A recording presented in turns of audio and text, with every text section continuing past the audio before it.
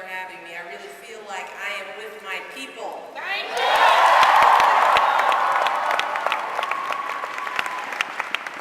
And thank you, Laura, for that wonderful introduction and for your outstanding work that you're doing to teach and mentor and inspire our young people. Let's give Laura a round of applause.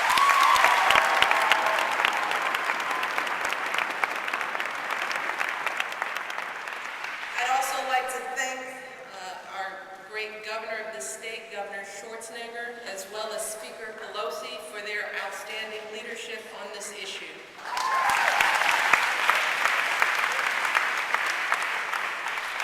And I have to thank my dear friend, California's First Lady, Maria Shriver. Maria is an example of how service can really transform lives, and she and I had a terrific time today out there at the Bret Harte School building a play lot. I think I was better with the tools, but she did a good job. Maria, you were an amazing woman. And I'd also like to recognize Karen Baker, California's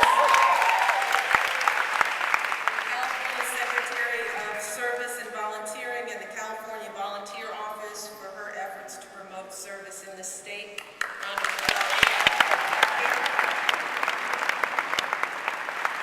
And I have to thank Michelle Nunn and Neil Bush from the Points of Light Hands-On Network for co-sponsoring this conference and doing everything to make this such a wonderful event. And a warm thank you to my dear friend Alan Solomon, who's the chairman of the Corporation for National Service, and to the many members of the board of directors, many of whom are here, and the CEO, Nikki Gorin, and the terrific staff. With just 600 employees, the corporation operates with just 600 employees. This agency supports thousands of groups that engage millions of volunteers who change the lives of countless people every day. And we're so proud of their outstanding work.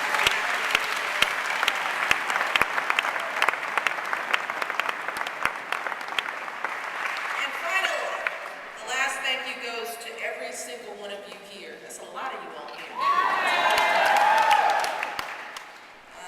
You all aren't just service providers. You're service leaders. You're the pioneers. You're the movers and the shakers. And you've done everything in your power to make giving back cool again, and that's a good thing. You have helped to make service once again a nationwide movement. And it's been said that our true calling in life is where our heart's greatest gladness meets the world's deepest need. And all of you here today have found that place. And I want to thank you for everything that you give and everything that you do. You were an inspiration to me and to all the folks in this nation who were looking on today's conference. You know that what you do every day isn't easy. Even in good times, it's not easy. And in times like these, when we're facing challenges unlike any in our lifetime, and you all know this better than anyone, I know it can feel close to impossible.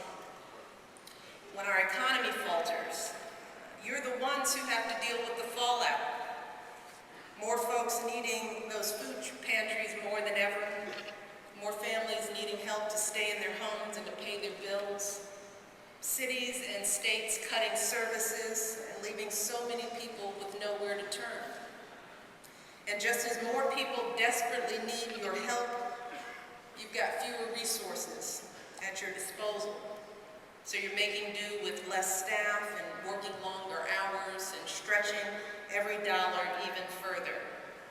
So you know better than anyone at this time how badly we need change right now. And I know better than anyone here just how hard our president is working to make that change.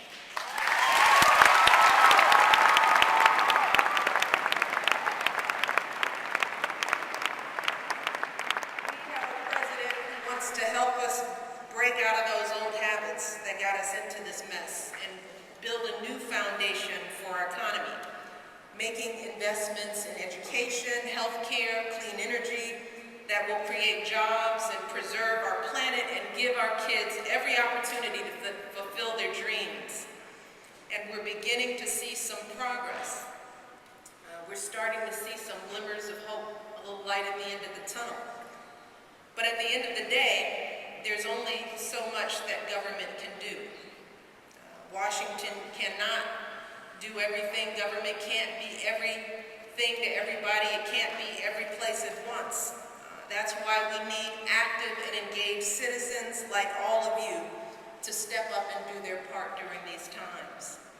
You see, our government might be able to rebuild some schools, but it's people that we need to serve as the mentors and tutors in those schools. It's people that we need to serve on the PTA and to chaperone kids on those field trips. Government can modernize our healthcare system, but it's people who we need to volunteer to help care for the sick and help people lead healthier lives. Our government can invest in clean energy, but it's people that we need to use that energy more efficiently to keep our public spaces clean and train for the green jobs of the future. This, more than anything, is the key point that I want to make today. And that is, this new Obama administration doesn't view service as something separate from our national priorities, or just something in addition to our national priorities. We have an administration that understands that service is the key to achieving our national priorities.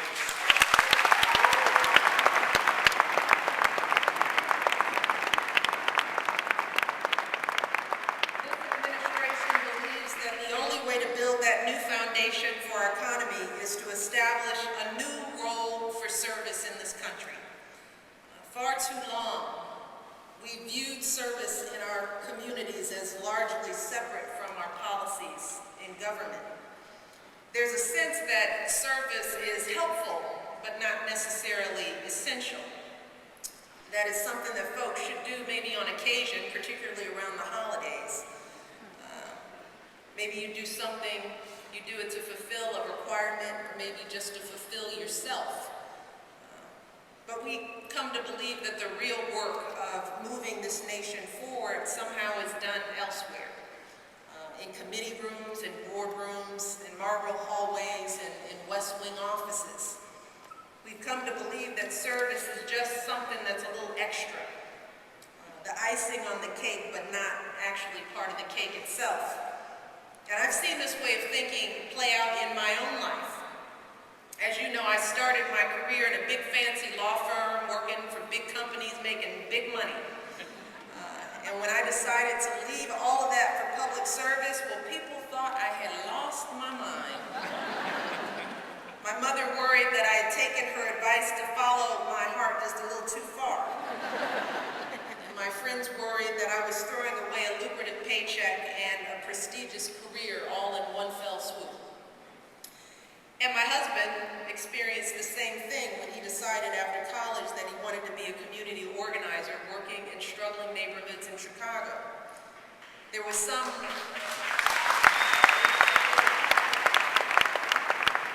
while all of you here understand the power of that vision, there were many who tried to convince him to go straight to law school instead. You've heard that. Go to law school.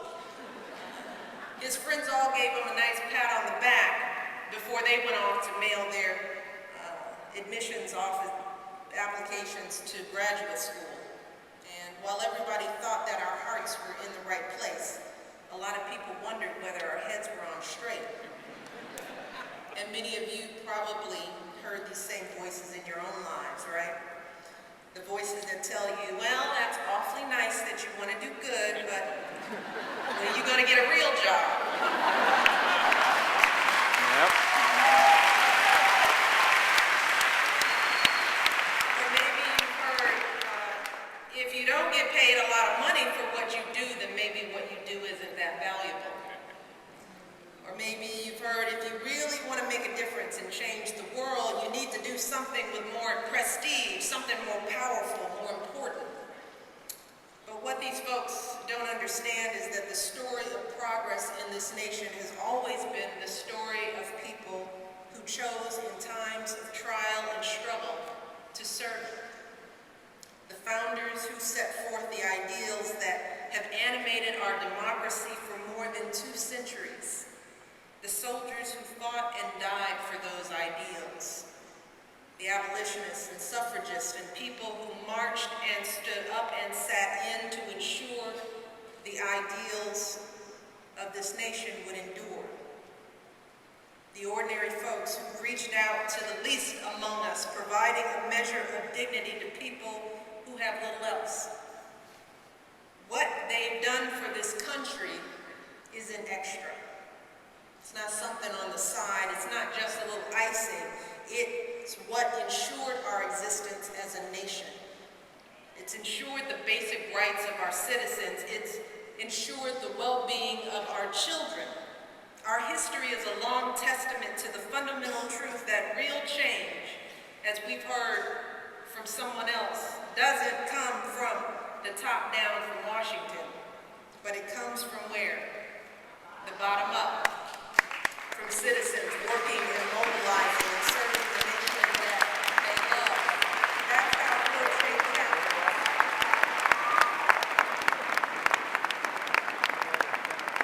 And today, at this defining moment, this administration doesn't just see service as something that transforms just individual lives or even just individual communities. This is an administration who knows that service has the power to transform this nation. It truly does. So the question becomes, now how do we mobilize that force? How do we mobilize that energy? How do we connect people with opportunities? How do we connect needs with deeds? And we know that many folks are eager to give back. We've seen it. They're eager to be a part of this nation's recovery and renewal. You've seen it in the work that you do. People want to get involved. As hard examples, applications to AmeriCorps have quadrupled.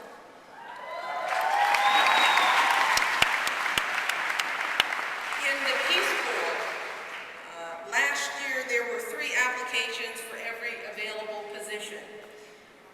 35,000 young people applied for just 4,000 slots in Teach for America. And so many members of the baby boom generation are reaching retirement age, and they are ready and eager to find ways to keep contributing. People across this country are ready to answer the call to serve. We just need to issue that call and provide them with these opportunities that are meaningful. That's why the president has urged people to serve. Particularly on Martin Luther King Day, he made the call, and as a result, we saw the largest turnout in history on that day. That's why this administration is creating a community solutions fund to nurture the best, most innovative nonprofits out there, to support the next generation of Jeff Canadas and Wendy Copps and Dorothy Stonemans, and to replicate efforts like theirs all across America. That's why the president signed historic national service legislation, the Edward M. Kennedy Service America Act, expanding Senior Corps, AmeriCorps, Learn and Serve, and other initiatives to usher in a new era of service.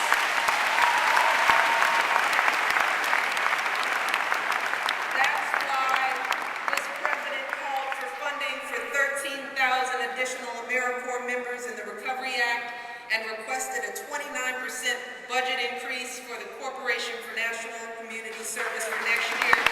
This is the first step to increasing AmeriCorps to 250,000 volunteers.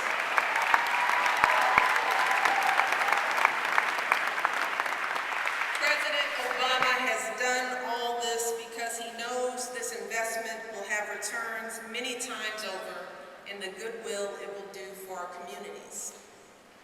And that's why today we are proud to officially launch United We Serve. It's a nationwide effort. And we're calling on all Americans to make service not just something they do in their spare time, but a part of their daily lives. And when we say all, we really mean all. The young, the old, everyone from every background, all across this country. We're asking individuals, corporations, community organizations, foundations, government to be a part of this effort and work together, just like all of you are doing here at this conference and in the work that you do.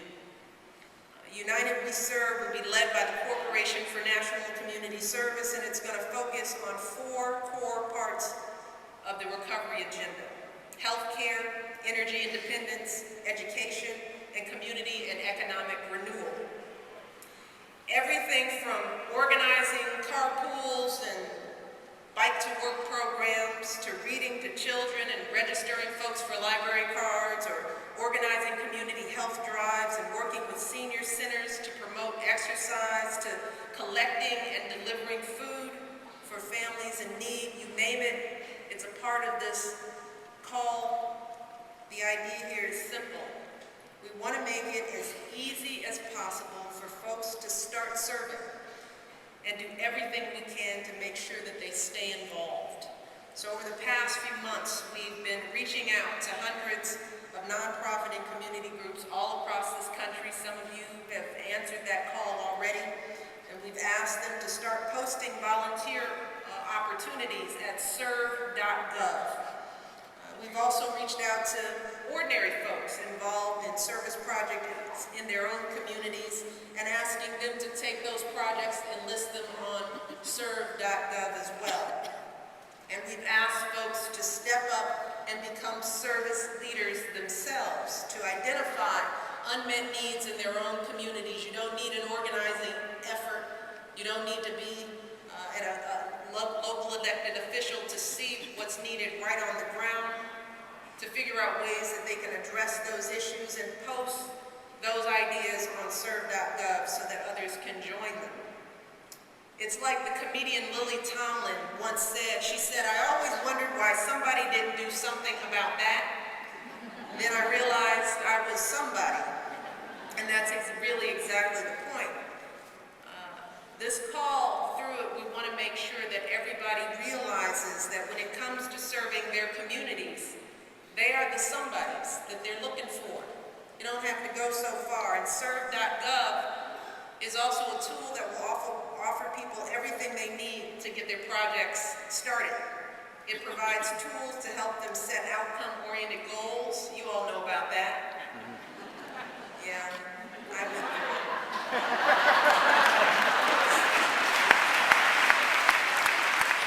And to track the impact that they're having. Gotta have that impact, right? And it allows them to connect with others in their area who want to organize around the same issue and to share stories and best practices. And today, I and several members of the President's Cabinet, we fanned out across this country participating in service projects ourselves, and we're asking people to go to serve.gov to search for projects in their area and sign up and pitch in. Even if you only have a few hours, you all know it doesn't take much. You don't have to be the overachiever on this, right? A few hours a day, a few hours a week can really make a difference. You don't need any special skills or talents or experience. You just need to show up and do your part. And the first phase of United We Serve is going to run from the summer through September 11th, which will be the National Day of Service and Remembrance. And while that day will be the culmination of this effort, it's by no means the conclusion. It's just the opposite, actually. On that day, we're going to honor those whose lives were lost 8 years ago. And in their memory, we'll renew our commitment to keep serving and to make service a habit of citizenship. So in a way, this summer is really just a preview of what's to come. The first step in our work to create a new era of civic engagement all across this nation. And already we're seeing people from all different sectors answering the call to carry this forward. And today I'm also pleased to announce one outstanding example of that. An initiative created by the Entertainment Industry Foundation, an organization that harnesses the power of Hollywood to raise awareness of and money for pressing social causes. This foundation has enlisted the 4 major networks, ABC, CBS, Fox, and NBC, to take part in a week-long television event in support of national service. It's going to be a great thing.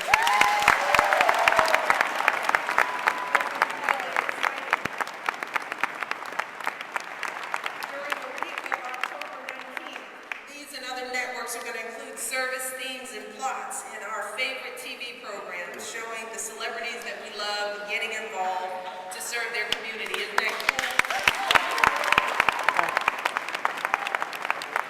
The idea is to emphasize for viewers across the country that service is part of who we are as Americans, and to highlight the power of service to make a difference in people's lives. And we need to give the foundation a round of applause.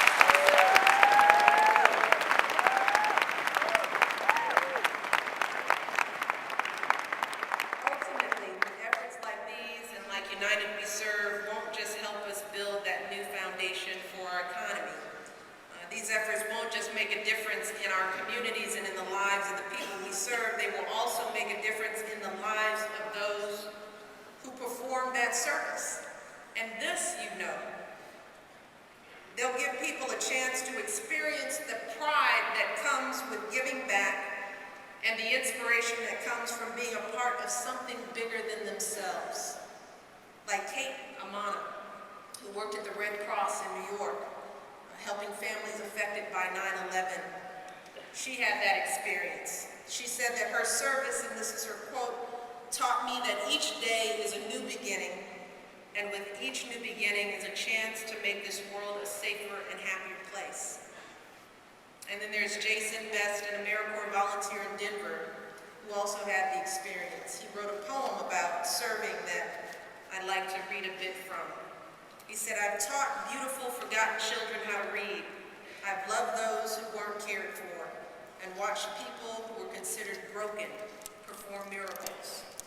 I carried those who could not walk, and they taught me how to stand." You all know exactly what these folks are talking about, right? And that's why we're here today.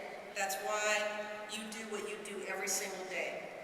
And I hope that during your 3 days at this conference, that you actually have a little fun. It's surprising. But take this time to recharge your batteries and to get re-inspired. Look around you, and there are thousands of people here who share the same belief system as you. Make some time to meet some new folks, make some new friends, because we're going to need all the energy that you have to get this job done. We all know that our challenges are great, and that we have a long way to go and a hard road ahead of us. But standing here today, looking over this room and just seeing all of you and feeling your energy, people who love this country and have devoted your lives to helping people share in this promise, I feel nothing but hope for the future. Thank you so much. God bless you. God bless the United States.